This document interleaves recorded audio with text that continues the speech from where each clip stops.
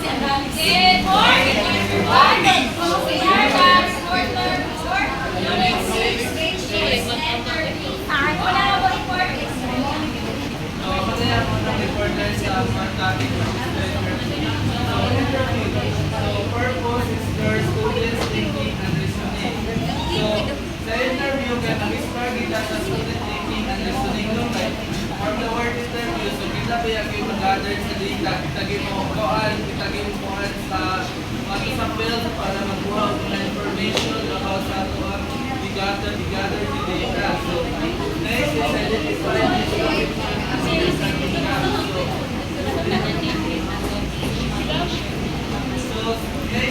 identify misconception and understanding that. So sa ato ang patuloy sa data, so atin nato masuta o kasi mga misconception and then mga understand sa kung sa gaps regarding sa ato ang gather na data. So next is problem solving processes not just answering. So through interview, so mga kita sa pagsagit tinuod na dili na kayo mga gather sa data tungkol kay kailangan ka makahibaw kung sa ila ang mga answer to solve the problem. So, how it works? So, kailangan na ang interview, which is para siya kailangan ang interview, matukan mo ginala ng istoryahan mo. Yes. Mga answer sa usa ka tao, based sa imuhang question na ang ginabutana. So, then how it works, one-on-one or small group conversation. So, kay bawat na ang interview, pwede siya one-on-one mo nag-interview or group conversation siya nagkuhan mo, nag-gather ako ng data sa usa ka kuhan, sa usa ka lugar, sa kuhan research pa ron.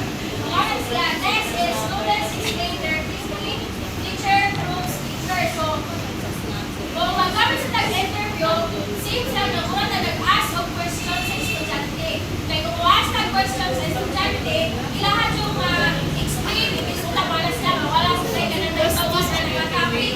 So, ang ilang opinion, ilang mapagawas, kaya tuhod, ilang ang ginanong pag-ayaw, marunong sa ginamay, nag-answer. Ang panangala kay, i-consider na dahil sa maestra kay, opinion man ang question or depende siya sa interviewer or interviewee na next is study role, manipulative or drawings or verbal communication. So, interview, pwede sa siya magamit ka o mga manipulatives na, mga butang na or drawings or verbal reasoning.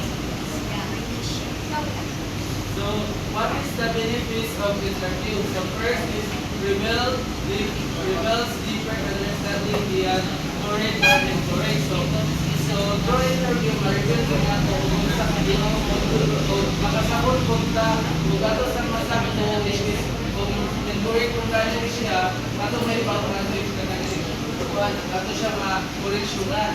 So next is enables personalized feedback and instruction. So, if mag-interview ko yata, so, paano kinagaling ko naman ginang-answer at huwag makuha. Next is enhances math communication and confidence. So, ang interview ta sa usa ka tao is maka-enhance siya ang confidence kay ngano man. Kay ilang i-answer o ilang itubag sa mga question is magdepende pala kung unsa ilang itubag o opinionated pa na about ang interview. So, dapat sila sa ilang itubag is more confidence sila kay kanang wala may sayong sa ilang itubag. So, next is support diverse learners and reduces stress and anxiety. So, ang interview is makakonsa sa diverse learning and interesting manner. Like, kuhaan man, dili man ka mag-interview ka sa usa ka tao or magkuhaan ka kay based man ko kung sa ilahang perception or perspective sa usa ka butang. So example is instead of solving 7 times in paper, a student discuss how do you figure out 7 times is what's your strategy. So instead ko no, if mag-interview ka, instead explain mo silang passport no, like kung sa ating 7 times in, pwede rin mo siya, oh, mabutan ko learn how do you figure out 7 times 8 was your strategy. So, magdepende na niya kung sa iyang strategy gamiton. For example, kanagaling, dili na parang siya dito mag-solve through paper, dili na tanang kanagaling kuhan. Naman po yung panungayo sa monthly para kuhan na rin sila of 7 times 8, makuha na rin nila of sa answer ana. Next na pa rin. So, ang interview kay Juan siya, kanang example, kanang ato, nakatag o kanang question.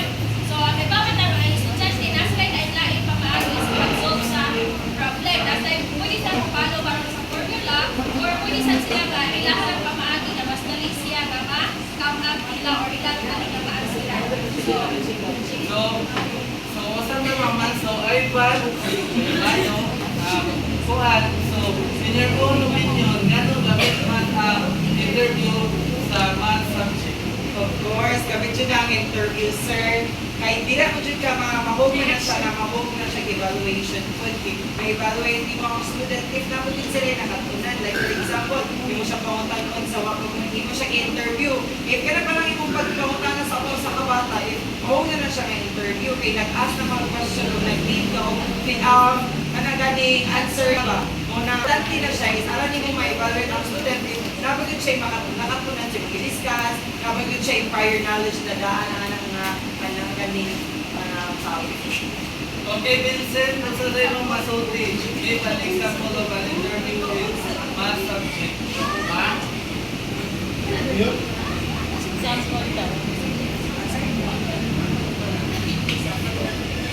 Karang mag-ask ng mga kuwan, problems. Ang need ka mga evaluations sa math. Ayun nata. Also, very good. So, congratulations kayo ng mga answers. So, nagkaroon na po.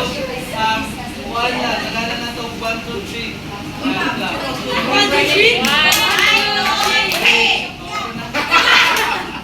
So, that's what we all. And